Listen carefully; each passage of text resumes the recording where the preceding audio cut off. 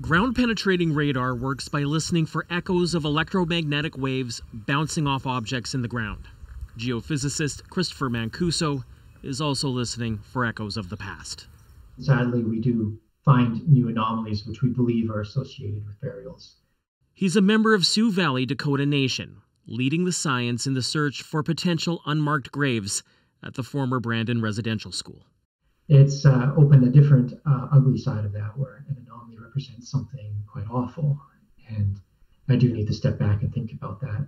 Work that will ultimately help the community decide next steps, including whether to excavate. It's something that we don't want to rush. And families need time to think and consider what they would like. In this country known as Canada. The kind of decisions dozens of communities are facing as they embark on similar searches.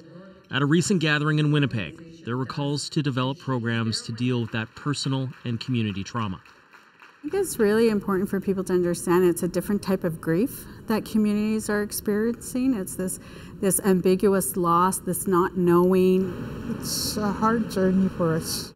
Betsy Aniski found 2 aunts who died as children in residential school through church records.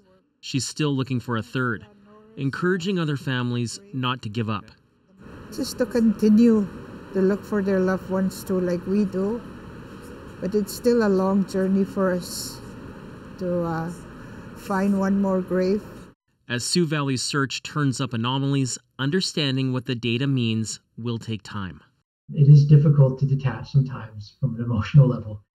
There's still so much emotional and literal ground to cover. Cameron McIntosh, CBC News, Winnipeg.